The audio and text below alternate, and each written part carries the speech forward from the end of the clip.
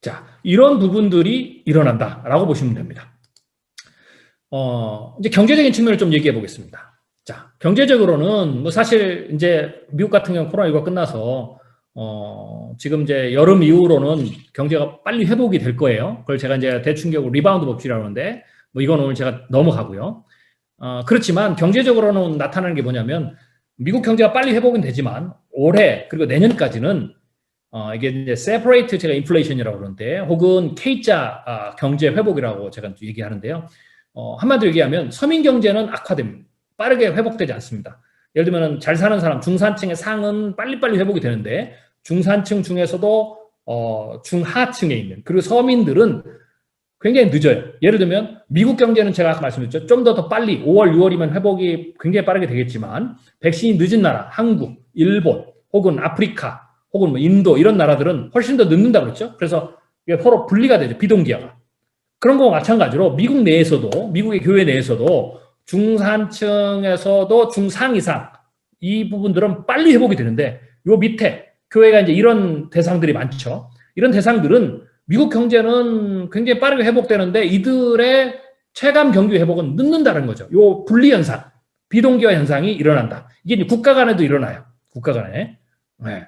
그래서 지금 다른 제3세계 국가들은 훨씬 더 늦는 거죠. 요 부분이 지금 나타난다. 그래서 경제가 빠르게 회복되는 것처럼 보이지만 그 안에서도 여전히 경제적 고통에 있는 혹은 그거 이후에 더 무너지는. 왜냐하면 그거 이후에 지금까지 미국 경제 같은 경우에는 굉장히 많은 추가 부양책을 통해 가지고 서민들 그다음에 그 중산층 자영업자들 소매 판매업자들을 좀 정부가 붙들어줬는데 그 이후에는 이제 끝나잖아요. 그러면은 실제로는 그들의 문제는 그 이후에 나타날 수도 있다라는 거죠. 왜냐하면 뭐 실업률이 빠르게 줄고 있지만 그래도 어떻게 됩니까? 점점점 그 하위 계층들은 일자리를 회복하고 경제를 회복하는데 훨씬 더 늦기 때문에 그 늦는 구간소 안에서는 경제적 지원이 끊어질 수도 있는 거죠. 그래서 그런 어떤 교회 안에서도 성도들 간의 체감 경기 회복의 어떤 비동기화, 세퍼레이트가 있다. 여러분들 그걸 이제 이해하셔야 됩니다. 그 다음에 또 우리가 생각해야 되는 것은 성도들의 이런 상황에서 경제적으로도 힘들고 그 다음에 기후 공포라든지 뭐 전염병 일상화 이런 것 때문에 굉장히 심란해 있고 여러 가지 그 위험을 느끼고 있는 상황에서 국제적인 질서 자체도 굉장히 불안해지는 거죠. 이게 이제 바이든 행정부인데요. 바이든 행정부가 제가 이제 이게 그 정책 시스템을 제가 분석한 건데요. 한마디로 얘기하면 바이든 행정부의 최대 목표는 국내외 안정이에요. 국내의 코로나에 대한 안정, 경제적 안정, 그리고 재정의 안정. 이게 이제 굉장히 중요한 목표고요. 또 하나는 국외에서는 미국을 중심으로 한 세계 질서의 안정입니다. 네, 안정이에요. 그래서 트럼프와는 좀 다르지만 결국은 뭐 미국 내에 뭐 여러 가지 문제들은 가능하면 안정 상황으로 들어가려고 하지만 국외에 있어서의 미국 밖에 있어서의 어떤 안정의 목표를 찾아가기 위해서는 중국과 부딪힘이 굉장히 커야 됩니다. 그래서 이렇게 보면 돼요. 미중 전쟁이 이제 제 세 번째 스테이지로 들어간다는 게 보시면 돼요. 첫 번째 스테이지는 오바마 때 했어요. 두 번째 스테이지는 트럼프 때 했죠. 오바마 때는 은근한 보호무역주의, 그 다음에 은근하게 중국과 견제를 했어요. 그 이전에는 이제 차이메리카에서 서로 하나였잖아요. 이제 깨지면서. 두 번째 트럼프 때는 겉으로는 굉장히 중국을 때렸어요. 근데 속으로는 트럼프가 중국에서 얻어내야 되기 있었기 때문에요. 물밑에서는요, 사실 중국과 괜찮은 관계에서 주고받으면서 겉으로는 트럼프 스타일상 막 난리를 치는 것 같지 막 하고 막 말폭탄을 던지고 중국도 그랬지만 실제로는 갈등이 그렇게 크지 않았다 이렇게 보면 돼요. 근데 이번에 바이든 정부 들어서는 겉으로는 트럼프보다 나이스하죠. 네, 중국에 대해서 뭐 그렇게 트럼프처럼 막 말폭탄을 던지고 막 극단의 말을 하진 않아요. 근데 실제로는 트럼프 때보다 훨씬 더 중국과 부딪힘이 클 거예요. 미중 갈등이 굉장히 크다. 그리고 그거는 올해 후반기부터 그 부분이 서서히 나타날 것이다. 라고 보시면 돼요. 네. 자, 이거는 미국과 중국이 부딪히는 영역들을 제가 7가지 영역을 나눴는데 녹색 부분은 트럼프가 집중했던 거고요.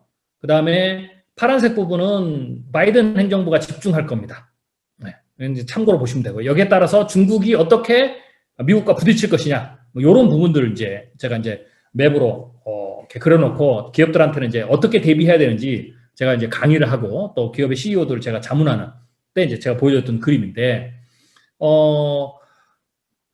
이렇게 보시면 됩니다. 그러니까 현 바이든 정부 혹은 민주당 정부의 가장 중요한 정책이 인권의 문제, 그 다음에 노동자의 권리의 문제, 뭐 이런 거예요. 그러니까 사실 중국이 가장 민감하게 여긴 부분 그거거든요.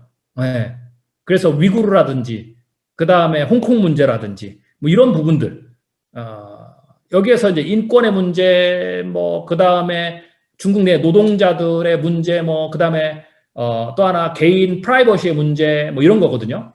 이런 부분이 중국이 가장 민감한데 트럼프는 그 부분을 건들지 않았어요. 의회가 통과해도 트럼프가 그걸 실시하지 않았어요. 그리고는 겉으로 말폭탄만 날렸죠. 그러니까 중국도 겉으로는 서로 말폭탄 날렸지만 트럼프가 중국이 가장 민감한, 왜 이게 민감하냐면 이거는 중국 체제와 연관돼 있어요. 그 민감한 부분을 트럼프가 안 건드렸기 때문에 사실은 격화되지 않았어요. 근데 바이든 행정부는 민주당은 이걸 직접적으로 건듭니다. 그래서 벌써 지금 갈등이 굉장히 커지고 있죠. 네. 이거는 국제적 정서로 보면 미중 간의 심각한 어떤 부딪힘이기도 하지만 또 선교적 측면에서도 굉장히 어려운 상황이에요. 그러니까 미국의 선교가 이렇게 보면 돼요. 미국의 선교가 트럼프 때보다 바이든 때 더 어려워진다 이렇게 보면 돼요. 대중국 선교가. 네. 어려워진다 이렇게 보시면 됩니다. 왜냐하면 그 민감한 부분을 터치하니까 한국도 마찬가지고요. 극도로 반응을 할 거예요. 굉장히 커다랗게. 네. 그래서 그런 부분들의 부분도 있다. 아무튼 그렇지만 또 겉으로 보면 이제 우리 성도들은 이런 흔들림 속에 있어야 되는 거죠. 자, 그 다음에 뭐 또 다른 사회적 변화들은 성도들이 겪는 사회적 변화들은 금융 경제 구심점이 약화되고 혼돈이 되고 그 다음에 뭐 글로벌하게는 자국 우선주의가 이제 좀 더 심화되죠. 네. 그리고 뭐 정치 권력의 재편도 막 일어납니다. 정치가 굉장히 불안합니다. 네. 그래서 지금 현재 바이든 정부도 2년 후에 있는 선거라든지 그 다음 대선에서 어떻게 될지 몰라요. 근데 더 중요한 것은 이 제3세계에서 정치 권력 재편이 굉장히 심하게 될 것이라고 보시면 돼요. 네. 왜냐하면 코로나19가 쓸고 지나가면서 독재자가 다시 귀환을 하든지 아니면 기존의 정치 세력에 대한 불만이 굉장히 커지거든요. 왜 피해가 굉장히 크니까. 그래서 정치적 불안정이 굉장히 코로나19 이후에 굉장히 커진다. 이거는 선교의 문제도 있고 여러 가지 문제가 이제 복합적으로 드러나는 거죠. 그 다음에 또 사회적 취약점들이 코로나19 이후에 더 드러날 거예요. 코로나19 내부의 그 내에서는 어느 정도 뭐 연준 중앙은행도 그렇고 미국 정부도 그렇고 굉장히 많은 지원들을 했어요. 네, 유예도 하고 지원도 하고. 그래서 그게 좀 봉합이 돼 있었지만 이게 끝나고 나면 정상으로 돌아가면 아까 얘기했지만 K자, 그러니까 K자로 지금 나눠진다고 그랬죠. 경제 회복도 그렇고 여러 가지가. 그런 상황에서 오히려 사회 취약점들은 코로나19 때보다 코로나19 이후에 포스트 코로나 때 더 많이 드러난다. 의료 및 빈부격차라든지 디지털 격차 심화라든지 일자리 갈등이라든지 이런 것들은 더 많이 이제 일어나는 거죠. 그러니까 성도들의 어떤 삶의 자리는 더 크게 흔들릴 수가 있다라는 거죠. 그리고 이제 미래 산업에 대한 환상이 커지고 미래 산업이 좀 더 빨리 당겨지니까 이거는 뭘 의미하냐면 일자리의 변화들도 일어납니다. 성도들 간에. 그러니까 일자리 고민들이 많아지는 거죠. 코로나19로 인해서 이미 일부의 기업들은 미래의 일자리 방식, 기업 운영 방식을 미리 도입을 했거든요. 그러다 보니까 어떻게 됩니까? 일자리에 대한 변화들이 일어나는 거죠. 그래서 좋은 어떤 직업으로 여겼던, 그러니까 봉급을 많이 받고 안정된 직업으로 여겼던 부분들을 기업이 더 이상 그렇게 돈을 줄 필요가 없고, 한국으로 하면 비정규직이라든지 일용직이라든지, 그 다음에 안 좋은 일자리로 바꿔버릴 수 있는 거죠. 그리고 현재 있는 좋은 직업을 생각했던 게 사회 변화가 오면서 사회가 바뀌다 보니까 어떻게 돼요? 일자리가 변화가 오는 거죠. 그래서 일자리가 변화하고 뭐 이렇게 되면 어떻게 됩니까? 우리 성도들이 좋은 일자리에서 그러니까 취업은 다시 했지만 좋은 일자리에 다시 돌아간 일자리 수준이 떨어진다. 질이 떨어진다. 이렇게 보면 되고요. 또 그 일자리가 없어질 수도 있고 이제는 없어지는 게 더 빨라질 수 있는 거죠. 그래서 성도들 안에 어떤 경제적인 내가 돈을 얼마나 가지고 있는 이 자산의 문제도 있지만 일자리에 관한 부분에 대한 이 고민이 훨씬 더 커지게 된다. 뭐 넓게 보면 먹고 사는 것에 대한 고민이 훨씬 더 커지게 된다. 그다음에 제3세계 선교 국가들에서는 정치적 불안정이 굉장히 커지게 된다. 내전도 더 많이 일어날 거고요. 뭐 여러 가지가 더 복잡하게 돌아갈 겁니다. 그래서 이런 것들이 코로나19 이후에 나타날 수 있는 사회적 변화들이다.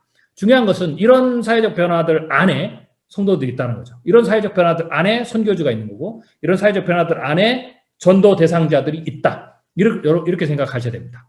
그 다음에 또 제가 서두에 말씀드렸지만 코로나로 인해서 미래가 굉장히 빨리 당겨졌다라고 말씀드렸죠. 그래서 이제 미래 기술들이 더 빨리 도입이 된 거죠. 네. 이 부분도 굉장히 우리가 눈여겨봐야 됩니다. 자, 이걸 이제 패러다임 시프트라고 그러는데요.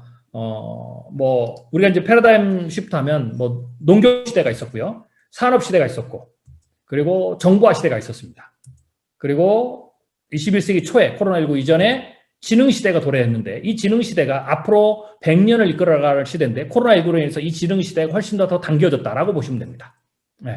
이 지능 시대의 변화를 이끄는 굉장히 중요한 핵심 기술은 인공지능이에요. 그리고 바이오 나노 기술, 이런 기술이죠. 미래 기술들이죠. 그리고 특별히 우리가 눈여겨봐야 될 게 인공지능 로봇이에요. 그래서 인간의 두뇌를 자동화하거나 대체를 하죠. 그래서 일자리에 대한 타격도 화이트 칼라들도 전부 다 일자리 타격을 보게 되는 거죠. 그래서 부도 이동하고, 그 다음에 사회 어떤 그 모습도 이동하고 다 이제 변화가 돼요. 이게 이제 지능 시대다라고 여러분들이 보시면 되겠습니다. 자, 인공지능에 대해서 이제 가장 먼저 오는 건데, 지금은 이제 약한 인공지능 시대라고 보시면 돼요. 약한 인공지능은 사실 통계와 확률 기반의 인공지능입니다. 논리적 추론, 시나리오 예측, 이런 걸 못해요. 그렇지만 약한 인공지능이라도, 쓰기에 따라서는 인간의 말을 이해하고, 인간의 감정을 이해하고, 이런 능력들을 갖게 돼요. 네. 그러면서 이게 굉장히 큰 변화들을 만들어냅니다. 그래서 기본적으로는 처음에는 제품과 서비스부터 변화를 시키고, 그 다음에 삶의 방식, 일하는 방식, 그리고 좀 더 나아가면 사람들의 생각까지도 바꾸게 돼요. 이게 이제 서서히 나타난 그런 부분들이다라고 보시면 되겠습니다. 인공지능에 대한 강의도 굉장히 많은데, 오늘은 제가 짧으니까 생략하고요. 네, 이건 넘어가고요. 인공지능이, 이제 디바이스에 연결되면 이게 이제 자율 수송 장치가 되죠. 네, 여러분들이 지금 이제 코로나19로 인해서 가장 혜택을 본 산업 중에 하나가 전기 자동차, 그리고 자율주행 자동차죠. 미국은 테슬라인데, 이게 코로나19 이후에 코로나 때 연준이 엄청난 돈을 풀어가지고요. 이런 미래 기술을 개발하는 기업에 돈이 엄청나게 많이 들어갔어요. 그래서 돈이 많이 들어가니까 기술 개발이 굉장히 앞당겨졌고, 그리고 시장도 굉장히 빠르게 앞당겨졌어요. 그래서 코로나19 이후에 이 자율 수송 장치, 자율주행 자동차부터 시작해서 여러 가지 어떤 미래 산업들이 굉장히 빠르게 다가온다라고 보시면 됩니다. 네. 그래서 예를 들면은 2인용 자율 수행 장치부터 시작해서 하늘을 나는 자동차, 그 다음에 물을 가는 자동차, 종국에는 이게 다 합쳐질 건데요. 그래서 이런 어떤 우리의 탈 것의 변화들이 일어나죠. 근데 이제 이게 굉장히 중요한 게, 많은 분들은 이게 편리한 세상이 되겠다 이렇게 생각하지만, 또 하나 여러분들 우리가 이제 눈여겨봐야 될 것은 그런 게 아니에요. 네, 내가 이제 운전을 안 해도 되겠군 이런 게 아니라, 여러분이 그러니까 우리 이제 기독교 리더들은 뭘 봐야 됩니까? 요런 편리성 이런 것도 있지만, 이런 걸로 인해서, 자, 중요한 건 이거예요. 이런 걸로 인해서 사람들의 생각이 뭐가 변할까? 이걸 우리는, 여러분들은 관심을 가져야 돼요. 성도들의 생각이 어떻게 변할까? 이런 시대에 넌 크리스찬들의 생각은 어떻게 변할까? 우리의 그거에 관심을 가져야 되죠. 그 생각은 뭐냐? 세계관의 변화거든요. 시각의 변화고 관점의 변화라는 거죠. 네, 그리고 그들의 어떤 지적 수준, 생각의 수준의 변화예요. 이 수준의 변화를 이해해야 돼요. 그래야만이 그들을 어떤 리더십으로도 이끌어가고, 그들을 영적으로도 이끌어가고, 또 그들에게 그들이 이해할 수 있는 수준에서 복음을 전하는 거죠. 그들의 수준에 맞춰서. 네, 수준에 맞춰서. 예를 들면 듣는 이의 수준이 낮으면 우리가 어린아이처럼 눈높이를 낮춰서 말해야 되겠지만, 지금은 그게 아니고요. 지금은 그 시대가 아니에요. 예를 들면 한국교회 예를 들게요. 한국교회는 100년 전, 심지어는 50년 전만 해도요. 50년 전 여러분 기억하십니까? 그때가 아니라 한 40년 전이라고까지도 그랬죠. 50년 전으로 설명을 해볼게요. 그때면 우리 아버지, 할아버지 세대잖아요. 그때는 가족 중에 한 명, 심지어는 동네 한 명이 대학을 들어갔습니다. 전부 다 뭐 중고등학교도 못 가는 경우 태반 있고, 그때는 국민학교랬죠. 국민학교도 못 갑니다. 네. 그러니까 지적 수준이 높지 않았죠. 그런데 목회자는 신학교를 가니까 대학을 나오고 대학원을 나오니까 수준이 높잖아요. 그래서 그 당시에는요, 목회자 수준이 굉장히 높았어요. 네. 배운 것도 많고, 아는 것도 많고, 네. 견문도 높잖아요. 그래서 그러나 성도들은 그 수준을 못 따라오니까 목회자들이 그들 눈높이에 맞춰서 복음을 전했습니다. 이걸 굉장히 잘했어요. 네. 그런데 지금은 상황이 바뀌었습니다. 성도들의 수준이 더 높아요.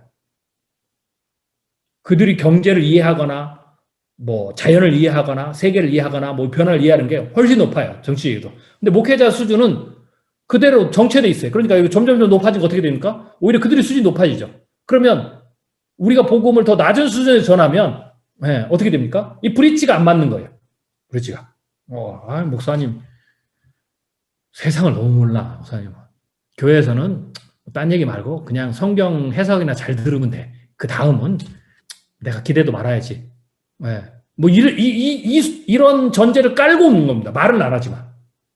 네. 근데 이제 이 미래 기술들이 더 와서 이 기술들이 인간의 어떤 지능을 더 높여주고 인간의 관점을 더 높여준단 말이죠. 왜냐하면 이 탈 것의 변화는요, 공간의 변화입니다. 이걸 잘 이해하셔야 돼요. 이 교통수단의 변화는 공간의 변화예요. 예를 들면 100년 전만 해도 그 당시에 태어난 사람들은 거의 자기가 태어난 곳을 떠나보지 않습니다. 그러니까 평생 가도 자기 반경 뭐 20, 30km 내를 떠나본 적이 없어요. 그러면 그게 전부 다 자기 세상이에요. 그 너머에서 일어난 일은 알지도 못해요. 지식도 없고. 그런데 지금은 어떻습니까? 네. 그냥 지금 아침 비행기 타면 전 세계가 일일 생활권이잖아요. 그리고 인터넷 시대잖아요. 인터넷만 열면 뭐 지구 반대편에서 제3세계에서 무슨 일이 일어나는지 전부 막 쏟아져 들어옵니다. 네. 그리고 이게 탈 것이 이게 내가 변화가 되면 하늘을 날고 뭐 그 다음에 자율주행하고 그러면 어떻게 됩니까? 공간적 이동도 더 넓어져요. 하루에 갈 수 있는 데가. 그러면 이 공간적인 이동의 어떤 그 범위의 변화는 사람들로 하여금 더 많은 곳을, 더 먼 곳을, 더 넓은 곳을 더 자주, 더 많이 볼 수 있게 해줘요. 그러면 많이 볼수록 어떻게 됩니까? 생각이 달라지는 거죠. 우리가 옛말에 그런 말 있잖아요. 자녀를 성공시키려면 큰 물에 놀게 해야 된다. 네, 라는 거죠. 더 높은 거, 더 좋은 걸 보게 해야 되는 거죠. 그러면 어떻게 돼요? 혹은 또 이런 거죠. 자녀를 성공시키려면, 좋은 자녀, 훌륭한 자녀를 만들려면 여행을 많이 시켜라. 견문을 넓히라는 거죠. 많은 곳을 돌아다 봐야 돼요. 실제로 지금도 그래요. 많은 걸 돌아다 보면 생각이 바뀌는 거죠. 세계관이 바뀌는 거죠. 관점이 달라지는 거죠. 자, 미래 기술은, 여러분들 이걸 보면, 나 이제 편하다. 나 이제 운전 안 해도 된다. 뭐 이런 식으로만 받아들이면 안 돼. 지도자는. 성도들이 이런 혜택을 받으면 생각이 달라질 것이다. 더 많은 것을 알게 될 것이다. 세계관이 훨씬 더 세속화될 수도 있다. 혹은 기술에 대한 신뢰도가 더 높아질 수 있다. 뭐 이런 부분들을 여러분 우리가 생각을 해내야 돼요. 그러면서 어떻게 됩니까? 그럼 그들에게 우리가 복음을 어떻게 전해야 될 것이냐 라는 부분이죠. 자, 좀 더 이해를 더 하실 수 있도록 해볼게요. 기타 자율시장이 이제 로봇과 연결되는 겁니다. 휴머노이드, 사이보그, 업무 로봇, 나노 로봇 이런 거거든요. 자, 이렇게 보시면 돼요. 테슬라로 대변되는 자율주행 자동차는요, 로봇입니다. 네. 로봇에 인공지능이 탑재된 인공지능 로봇이에요. 근데 그 로봇은 자동차처럼 생겼고 바퀴가 달려서 우리가 그 안에 타고 있어서 우리를 이동시켜주는 거예요. 그런데 인공지능, 로봇이 하는 대부분의 행위를 다 해요. 그 테슬라 자동차는 팔이 없고 머리가 없고 다리가 없을 뿐이지 로봇입니다. 네. 이게 이제 과거의 로봇이었어요. 과거 로봇은 상상 속에만 있었죠. 그런데 지금 이게 현재의 로봇입니다. 네. 현재 로봇이에요. 인간의 두뇌를 닮아가서 인간처럼 하고요. 알파고를 여러분 아시죠? 어떤 특별한 분야에서는 인간보다 더 뛰어난 지능을 보여요. 네. 그리고 모기를 닮은 아주 뭐 곤충이라든지 생물을 닮은 로봇부터 시작해서 인간이 가르쳐주면 인간보다 더 어떤 그 공장에서 일을 더 잘하는 거죠. 네. 인공지능이 탑재돼서 그래요. 네. 프로그래밍 되지 않고 인간이 훈련을 시키면 인공보다 더 잘하는 거죠. 그리고 입는 로봇이에요. 네. 이거는 한국이 만든 로봇입니다. 이게 네이버가 만든 로봇인데요. 네이버는 팔만 만들었어요. 팔만 가지고 할 일이 굉장히 많아요. 주방의 요리부터 시작해가지고. 청소. 뭐 얼굴 다리도 필요 없어요. 팔만 가지고. 공장에서도 굉장히 많은 일들을 할 수 있죠. 이게 인간의 일을 대체하기도 하죠. 그 다음에 삼성의 로봇. 이거는 밑에는 이제 현대자동차가 인수했죠. 미국 기업인데 로봇 기업을. 옆에는 중국의 로봇입니다. 개. 이거는 이제 나노 로봇입니다. 몸속 안으로 들어가는 로봇입니다. 그래서 질병을 치유하죠. 이게 미래입니다. 미래에는 이런 로봇들이 사람을 닮은 로봇이 우리 주위에 있어요. 그게 반려견으로 수도 있고 사람을 닮은 로봇처럼 있고 그래서 우리 주위에서 똑같이 인간의 말을 하고 인간의 말을 이해하고 우리와 함께 이야기도 하고 자녀에게 예를 들면 영어도 가르치고 공부도 가르치고 집안에서 청소도 하고 집사 노릇도 하는 거죠. 그런 로봇이 있고요. 또 이 로봇 기술이 인간에 들어간 사이보그입니다.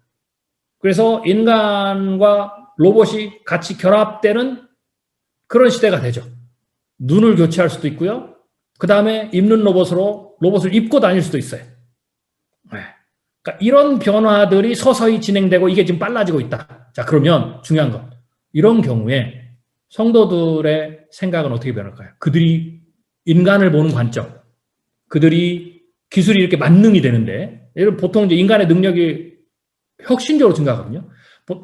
이게 인공지능이나 로봇이 오면 사람들이 이렇게 생각해요. 지금 많은 사람들이 그게 우리 일자리만 빼앗을 것이다. 이것도 맞아요. 근데 일자리가 빼앗지만 그 일자리가 빼앗기는 거 말고도 일자리 새로 만들기 때문에 일자리의 변화라고 얘기를 해야 맞고요. 그거는 내가 재교육을 받아야 되는 문제가 있죠. 근데 또 하나는 더 큰 변화는 더 주목해야 되는 변화는 특별히 우리처럼 종교 지도자, 기독교 지도자들이 영적인 리더들이 주목해야 될 것은 이 인공지능이나 로봇이나 이런 미래 기술들, 나노도 바이오도 마찬가지예요. 이거는 인간의 능력을 극대화합니다.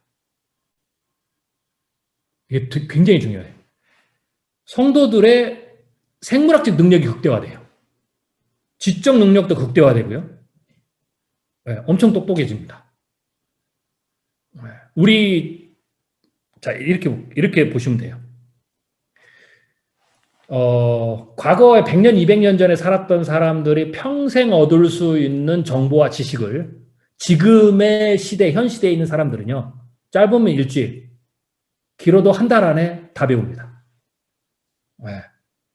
그리고 우리 아이들이 모바일 시대 그래서 핸드폰만 보고 있고 게임만 하고 이래가지고 우리 했던 시대보다 애들이 아는 것도 없고 지적 능력 떨어지고 이렇게 생각하잖아요. 그렇게 생각하면 이제 요새 꼰대라는 소리를 듣죠. 그리고 잘못 이해하신 거예요. 그들이요, 네이버에 들어가서 구글에 들어가서 물어보면 다 합니다. 물어보면 다 나온 걸 외울 필요가 없는 거예요. 그러니까 그들이 네이버와 구글 이런 걸 가지고 있으면, 유튜브 이런 걸 가지고 있으면 어떻게 돼요? 엄청나게 똑똑합니다. 그래서 지금의 아이들이 네이버, 구글, 유튜브 이런 걸로 장착한 지적 도구들이죠. 언제든지 검색해서 내가 원하는 거, 이게 뭔가 궁금해서 치는 거예요. 지금 관심이 없어서 그걸 안 쳐서 얘들이 모르고 있는지, 관심을 갖기만 하면 그들이 치면 모든 게 다 알려줘요. 그러니까 그게 네이버든 구글이든 유튜브든 이런 게 그들의 뇌예요. 그냥 외부에 있는 뇌. 그렇기 때문에 쳐보면 다 아는 거예요. 그러면 그것을 이들의 뇌로 생각하면 이들의 지능 수준은, 지적인 수준은요, 100년, 200년 전에 당대 최고의, 전 세계에서 가장 뛰어난 석학이라고 하는 사람들보다 더 뛰어납니다. 그게 지금이에요. 근데 이게 향후에 나타난 기술들, 그게 이제 홀로그램부터 시작해서 뇌에 주입하는 기술, 이런 것들이 나타나면 그게 이제는 상시로 이들의 뇌와 연결돼 있어요. 그리고 이것을 갖춘 로봇과 함께 살아요. 그럼 어떻게 됩니까? 그들의 지적인 수준도 지금보다 몇십 배 뛰어나고요. 그 다음에 이런 사이보그 기술이라든지 입는 로봇을 하면 물리적으로 신체적 능력도 뛰어납니다. 한국이 이번에 제가 이제 기술을 모니터하면서 한국의 연구단체에서, 한국의 이제 대학 연구소에서 개발한 게 하나 있는데요. 이건 입는 로봇은 여러 가지 그 금속 처리잖아요.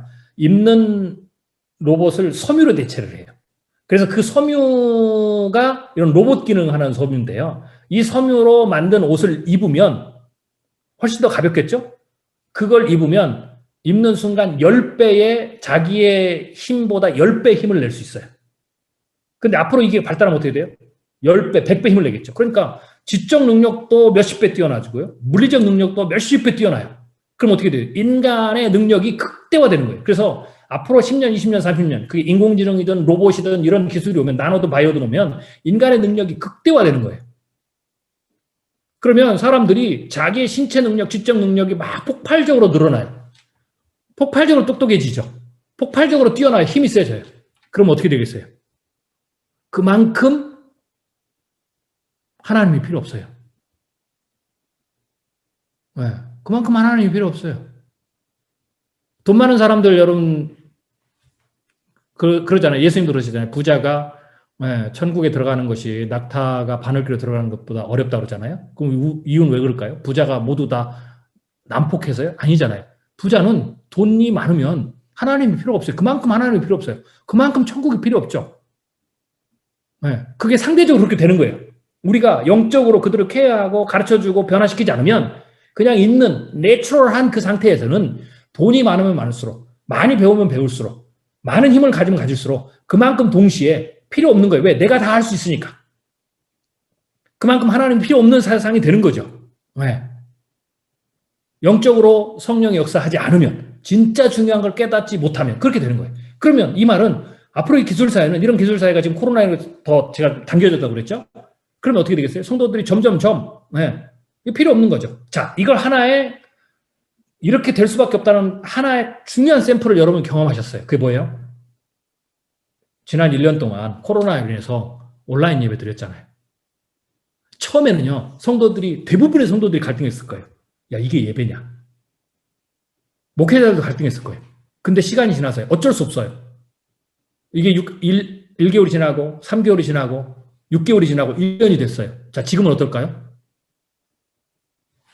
이것도 괜찮네. 굳이 내가 코로나19가 끝났는데, 굳이 우리 교회가 온라인이랑 같이 한다면 내가 굳이 갈 필요가 있느냐. 이제 이런 생각이 드는 거죠. 네. 환경이 변하면 중요한 겁니다. 생각이 이렇게 변해요.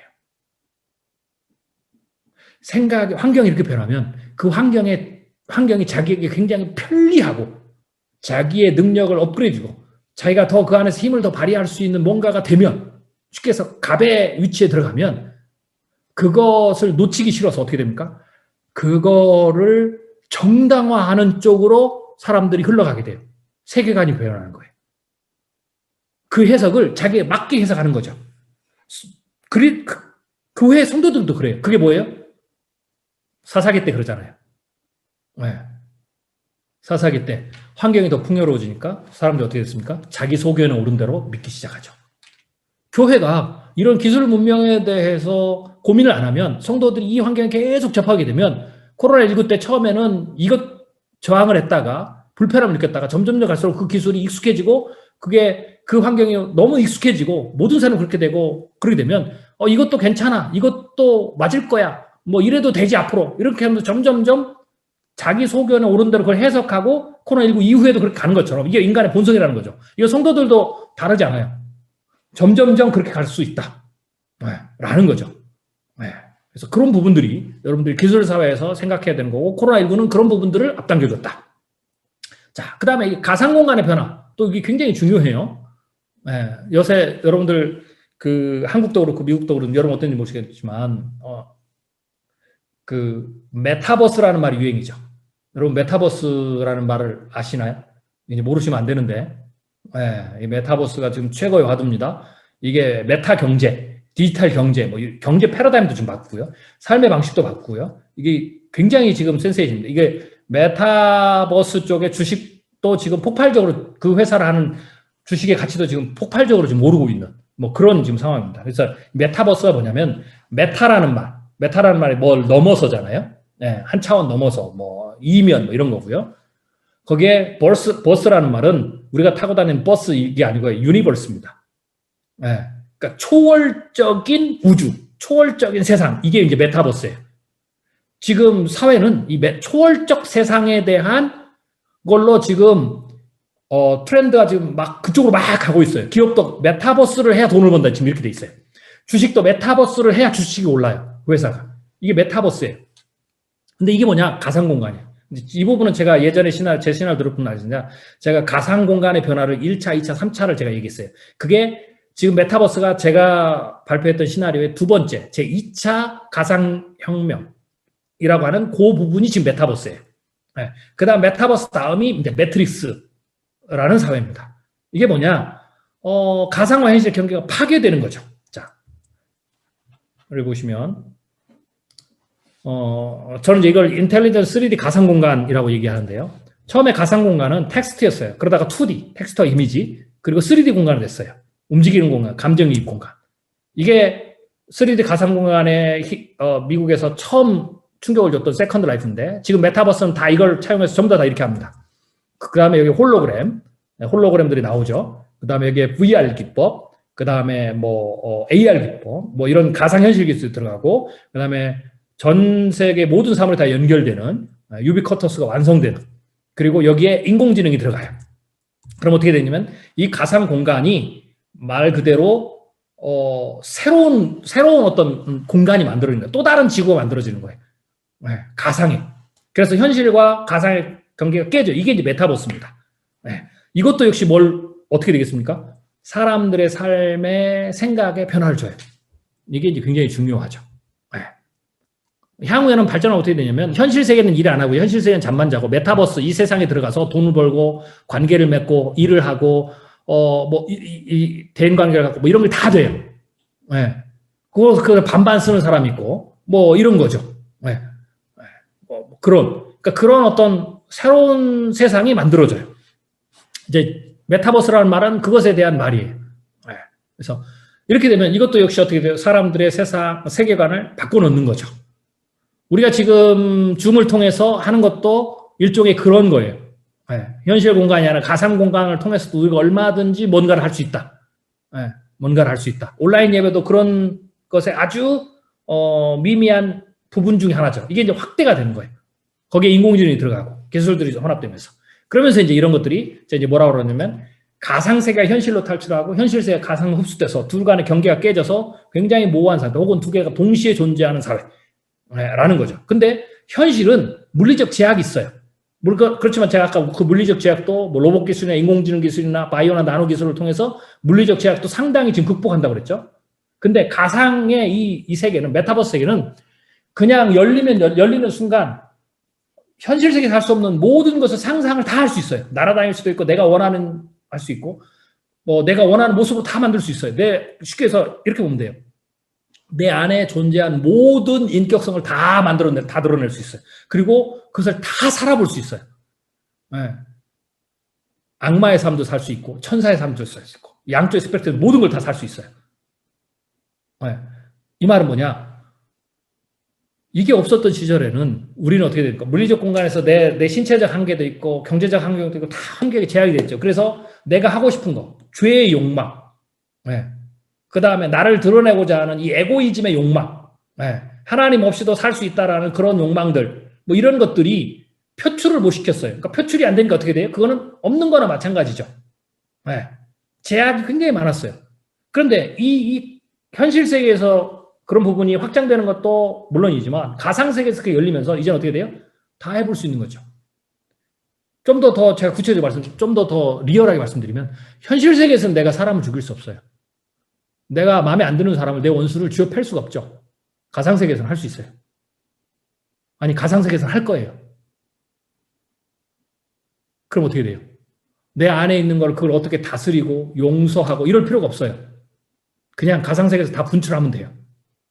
근데 잡혀가지도 않아요. 그렇다고 해서 내가 현실 세계에 있는 사람을 내가 죽이는 것도 아니에요. 피해도 없어요. 그런데 내가 가상세계에서 그걸 만들어 놓고 다 할 수 있어요. 내 악한 모습, 내가 하고 싶은 모습, 나쁜 거, 현실 속에서 못했던 그런 욕망인데 못했던 거, 현실의 수많은 제약들, 법 때문에, 그 다음에 도덕 때문에 이런 못했던 것들을 가상세계에서는 남들이 모르게 내 인격을 감추면서 내 이름을 감추면서 내 실명을 감추면서 다 해볼 수 있어요.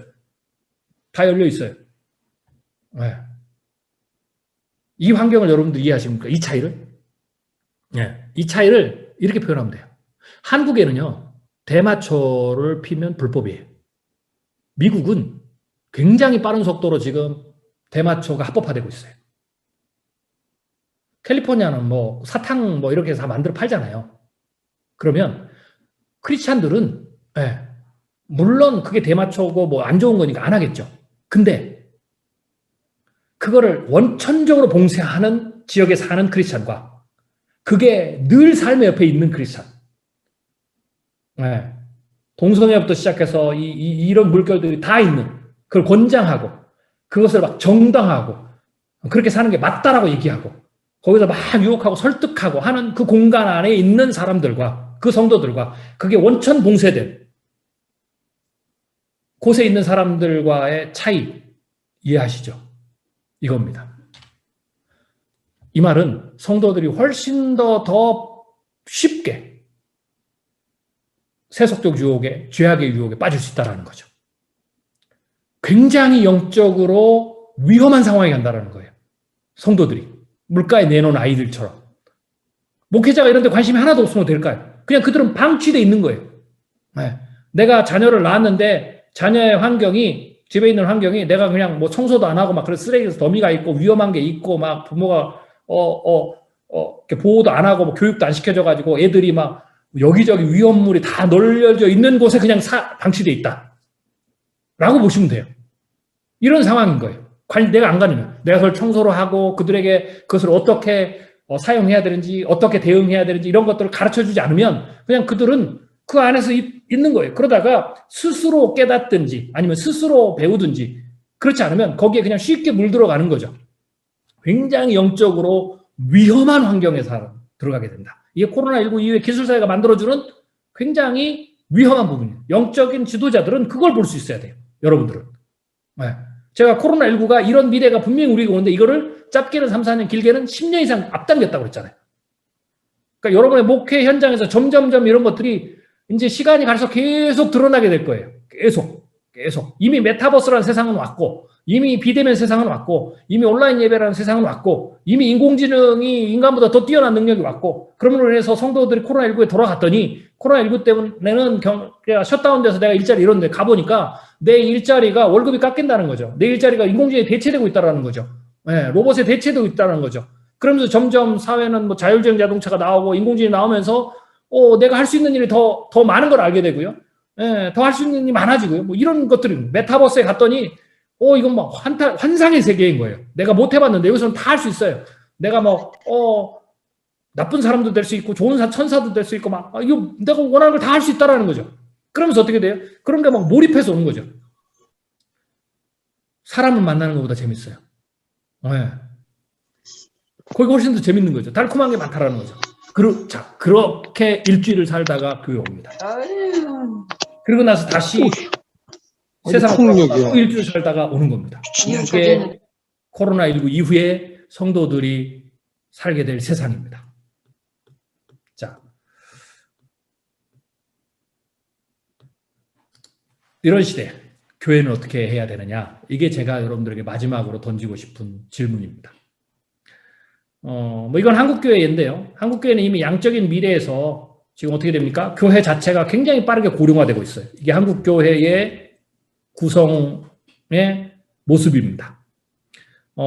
제가 뭐 미국 교회는 제가 통계를 가지고 있지 않아서 뭐 말씀을 못 드리지만 아마 미국 내 한국 교회 코리안 처치도 한국 교회와 비슷하거나 한국 교회보다 더 빨리 고령화되는 경우가 많을 거라고 생각이 됩니다.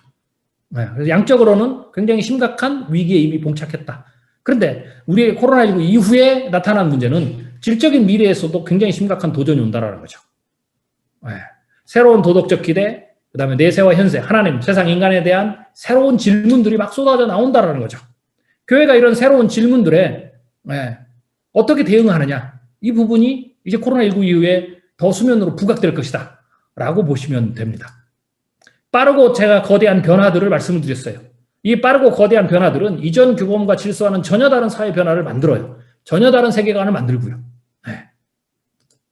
이건 제가 아까 대마초 말씀드렸죠. 미국에서 지금 합법화되거나 곧 합법화될 상황이 있거나 불법이지만 기소 대상에서 제외된 곳들, 이게 지금 거의 녹색 계열입니다. 네. 보시면 알겠지만 미국에서 이 마리화나가 불법으로 지금 일리걸로 묶여있는, fully 일리걸로 묶여있는 곳은 미국에서 지금 6개 주밖에 안 돼요. 그리고 불법이, 그러니까 의학용 fully legal, 일리걸은 의학적 어떤 그 치료용도 불법인 거예요. 근데 그냥 의학적 그러니까 메디컬 유즈로만 남아 있는 경우에도 사실 보면 녹색을 제외하면 얼마 안 됩니다. 네. 근데 중요한 거는 이게 문제가 아닌 겁니다. 이거보다 더 심한 문제들이 앞으로 도전들이 올 것이다 라는 거죠. 그 빠르고 거대한 변화에 대해서 교회가 이제부터는 답을 해야 됩니다. 네. 이런 시대적 상황 안에서 복음을 전해야 됩니다. 성도들은 이런 수준에 있는 겁니다. 이런 수준에 있는 성도들에게 복음을 전해야 되겠죠. 제가 아까 서두에 말씀드린 거 기억하십니까? 코로나19로 인해서 사회 변화를 제가 말씀을 드릴 건데 이 사회 변화를 우리가 이해해야 되는 이유가 뭐냐라고 했을 때 여러 가지 있지만 가장 핵심적인 이유는 오늘 제가 전달하고자 하는 이유는 뭡니까? 제가 이렇게 말씀드렸어요. 시대가 변하고 상황이 변할 것이다. 포스트 코로나. 그러면 우리에게 있어서 가장 중요한 것은 성도들을 영적으로 양육하는데 성장시키는 데 있어서의 그들과 만나는 접촉점이 있죠. 강단에서 메시지를 전하는 데 있어서의 접촉점, 그 브릿지, 그리고 교회 밖에서 전도와 선교를 하는 데 있어서 그들과 만나는 브릿지가 달라진다는 거죠. 이게 지금 바뀌는 거예요. 여러분 뭐 전 세계적으로 베스트셀러가 된 유명한 책이 있죠. 누가 내 치즈를 옮겼어. 네. 치즈가 어느 날 없어진 거예요. 그렇죠? 이런 일이 벌어지는 거죠. 어느 날 갑자기 내가 코로나19 이전에 우리 성도들과 강단의 설교로 혹은 그들과의 어떤 훈련으로 교회 밖에 있는 사람들과 전도와 선교의 어떤 브릿지로 내가 늘 사용했던 그 다리가 있는데 코로나19가 끝나고 보니까 그 다리가 없어진 거예요. 이게 지금 사회 변화입니다. 근데 다리가 없어져 버린 게 아니라 다리가 옮겨간 거죠. 다른 곳에서 치즈가 옮겨간 거예요. 그들과 만나는 접촉점이 옮겨간 거죠. 왜? 세상이 변했기 때문에. 그들의 세계관이 변했기 때문에. 그들의 상황이 변했기 때문에. 그들의 처한 모습들이 변했기 때문에. 그들의 고민, 문제와 욕구와 결핍이 변했기 때문에 그들과 만나는 지점이 달라진 거죠. 네. 그런데 목회자가 그걸 모른다면 어떤 일이 벌어지겠습니까? 성도들에게 던지는 강단의 메시지가 공허한 메아리가 되는 거죠. 우리는 훈련한다고 했는데 성도들은 받아들이지 않는 거죠. 성장하지 않는 거죠. 우리가 구원의 복음을 전하는데 사람들이 받아들이지 않는 거죠. 튕겨져 나가는 거죠. 내가 선교를 하는데 오히려 더 잘못된 선교로 갈 수 있다는 거죠. 코로나19 이후에 우리가 처한 상황이고 우리가 고민해야 될 상황입니다. 자, 정리를 해보겠습니다. 포스트 팬데믹, 그러니까 미래 교회와 신앙이라는 주제로 오늘 제가 짧은 강의를 했습니다.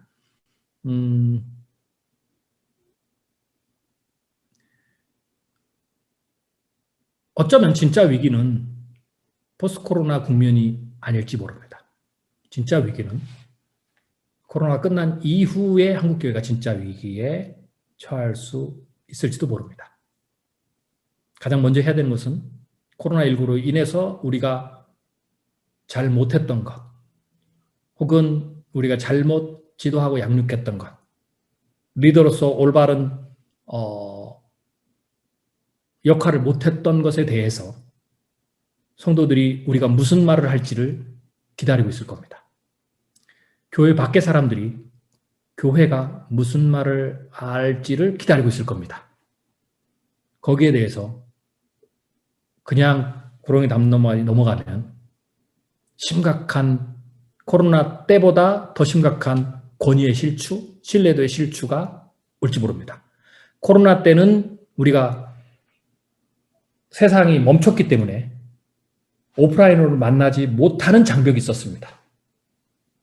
그러나 이 문제를 해결하지 못하면 코로나19의 오프라인 장벽은 무너져서 더 큰 장벽, 더 큰 장벽, 더 견고한 장벽, 그 심리적 장벽, 이러한 것들이 만들어질지 모릅니다. 큰 위기죠. 그리고 시대가 더 빠르게 지금 변화되기 시작했습니다. 코로나19는 미래 변화를 가속화시켰습니다. 그래서 이제는 우리의 성도들의 삶의 자리를 크게 흔들고 변화시킵니다. 삶의 자리가 변화되면 그들이 생각하는 고민과 문제, 이것들이 변화되죠. 예수님은 복음을 전할 때 예수님의 제자도 마찬가지고요. 곧바로 복음을 전한 것이 아니라 복음을 받아야 될 사람들의 그들이 가지고 있는 지금 이 시점의 문제, 우물가의 여인처럼 그 문제를 통해서 복음을 전했습니다. 브릿지죠, 그게. 예수님의 제자들은, 사도 바울은 탁월한 안목을 가지고 내가 복음을 전해야 될 사람, 훈련을 해야 될 사람, 성장을 시켜야 할 사람들과의 접촉점, 그 브릿지를 탁월하게 통찰하고 그 브릿지를 통해서 복음을 강력하게 전했습니다. 코로나19 이후에 그 브릿지가 바뀝니다. 거기에 대한 통찰력을 잃어버리면 우리의 사역이 내가 알지도 못하는 상황 속에서 위기에 직면하게 될 겁니다. 이게 바로 제가 여러분들에게 짧은 시간이었지만 포스트 팬데믹 시대에 우리가 생각해 봐야 될, 교회 지도자가 생각해 봐야 될 중요한 이슈, 포인트가 아닐까라고 생각이 됩니다. 네, 감사합니다.